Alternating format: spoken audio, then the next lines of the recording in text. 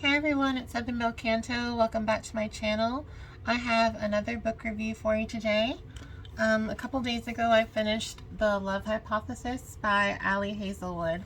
So this is probably one of the most talked about romance books of 2021. When I think of viral romances from 2021, I think of The Love Hypothesis and It Happened One Summer and probably like Verity by Colleen Hoover. But out of these, I think this is probably one of the most talked about books. It has a very high rating on Goodreads. I think it's like 4.6 or something like that. So that's really good. That means there's a lot of 5 stars. And I was one of those 5 stars. So spoiler alert, this was a 5-star book for me. I really did enjoy it. So a little synopsis about the book is that I don't know where it was said, but you can kind of guess that this is Star Wars fan fiction with Kylo Ren and Rey. You can kind of see from the cover illustration, she has the bun like Rey, and we have Adam, sort of name for Adam Driver, and how he approaches his characters like Kylo Ren. And I thought of a lot of I don't remember what his name was, but when Adam Driver was Hannah's boyfriend on Girls. Was his name Adam on that? It might have been. But it kind of reminded me of the guy from Adam Driver's character from Girls. Although he wasn't that great of a guy, so I don't know. The character. So this is The Love Hypothesis. It's about 2 scientists. And, you know, there's a thing that happens with the main character, Olive. And she kind of is betted by her friend on that she couldn't like fall in love or have a boyfriend and stuff like that. So she talks to Adam and they sort of decide to fake date. Well, the fake dating leads to a lot more, and there's potentially real dating. And that was a really fun thing about this book. There was a lot of tropes I really enjoyed in this story. There was, of course, the grumpy sunshine trope. There was the workplace romance. There was friends to lovers / colleagues to lovers, and fake dating. And so all of that are just really lovable tropes that I think a lot of people do enjoy. I especially do like the grumpy sunshine trope. I do like Beauty and the Beast retellings and fairy tales, although my favorite fairy tale is Little Mermaid, obviously. I have mermaids like all over. But I really do like that person coming out of their like angry grumpy shell. And I know there's a few romances where it's a reverse grumpy sunshine. So like the male is sunshine and the girl is grumpy. And I was like, I more identify with the grumpy. It doesn't seem like it, but I'm kind of grumpy, I guess. I don't know, probably not. But I want to read one of those reverse grumpy sunshine books.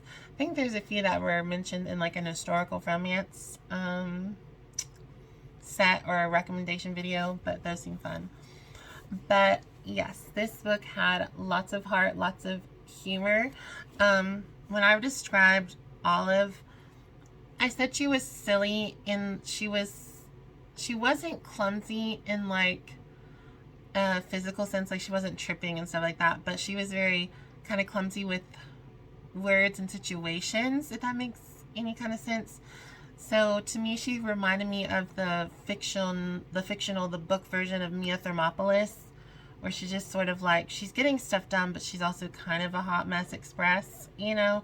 So not to the point where it's demeaning to her, her wit or brains or anything like that, but it's just like she's kind of a hot mess in like relationships and like emotional, maybe. Yeah. But love this story. My spice rating was a 4, which really surprised me because there wasn't any spice until chapter 16. But when chapter 16 came, it came hard. Like, it was really good. It was one of those like delayed satisfaction romances, because I thought this is one of those like rom-coms. It's probably just gonna like fade to black sex scene, or even someone said like there wasn't even a sex scene, so maybe they just weren't reading. But chapter 16, there was some stuff going on and it was good. So I think it continued in chapter 17. So chapter 16, it's worth the wait. Wait, yeah, yes. In my head I was saying it like pounds, but that's right. It's been a long day. Some other things that were fun about this was a pretty quick read for me. It's not very short. It's 352 pages, but I tore through this book somehow. I'm not sure how or why, but it was fun. It was enjoyable.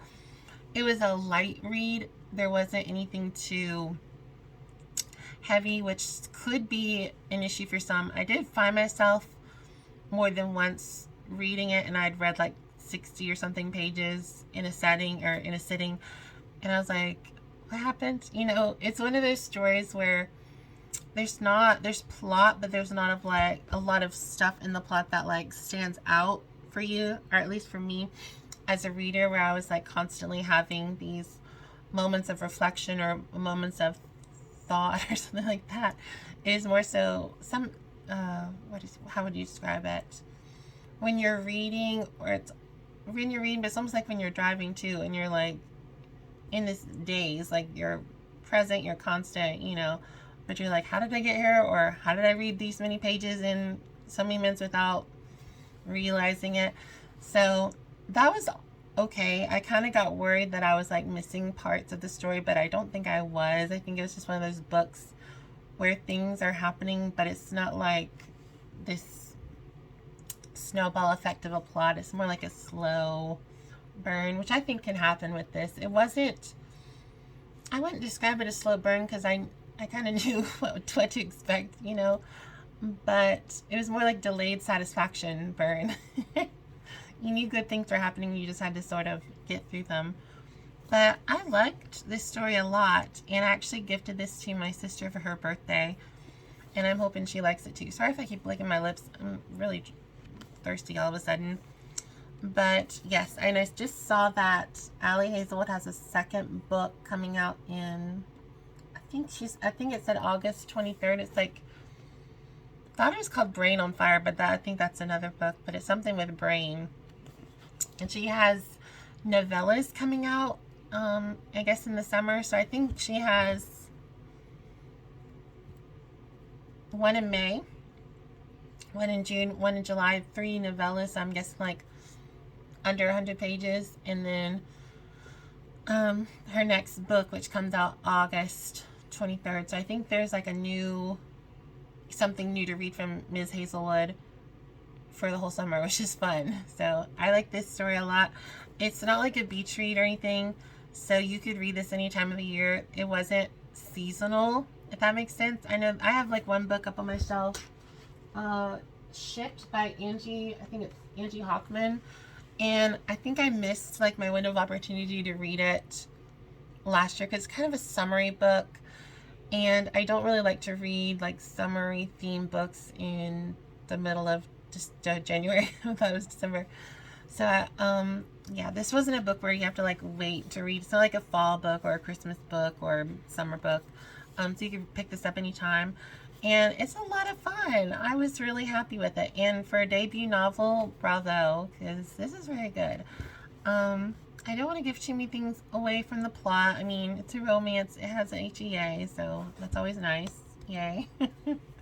But if you haven't checked out The Love Hypothesis, give it a go. I thought it was really good. I did give it 5 stars. There wasn't anything that I was like mad about or distressed with. I think it's a fair 5. And what was I going to say? It was just one of those books where I had a lot of moments where I was sort of reading a lot, but there wasn't like excitement through some of it. So if you're one of those people where you don't read large volume of pages every day, I know some people, I watched someone's video a couple days ago, and they read like an average of 700 pages a day and have a full-time job. Bravo, I wish I could do that. The closest I ever got was reading like a 150-page Nancy Drew book a day when I was like in 5th grade. So, I mean, that might be the equivalent. I don't know. But I don't think I could read that much. I suffer from chronic migraine, so I don't think I could read physically for that long. But I try to read about 120 pages a day. And I read this on Monday and got like 125 pages done. And then on Tuesday I read the rest of it. So I read like over 200 pages on Tuesday and finished it. So I read it in 2 days essentially, and I think most people probably could. It's not too taxing. It was just a fun, light contemporary romance novel. There are some triggers for cancer and loss of parent, cancer research too. I mean, if you're having someone right now that's dealing with cancer, I know I have someone in my life that has cancer right now. It's a little, if you're trying to avoid cancer or cancer related things, you may want to wait on this book, because she's a pancreatic cancer scientist, researcher. So yeah, those two things are triggers, the loss of the parent and that. And there's also a scene of workplace bullying, which I know can be a really big deterrent, especially because this is like a lot of people's free time after work is to read a book and so forth. So that was kind of, there was a character that did some workplace bullying, and I was like, I don't like them. Well, I don't really like them at all, but I wasn't invested in that character, so to speak. So I'm glad I don't have to deal with that person anymore. One thing I've liked about the books that I've seen proposed from Ali Hazelwood, her novellas and her story, are they're all STEM women. So like women that are in the science, technology, engineering, and mathematics. I think that's what STEM is.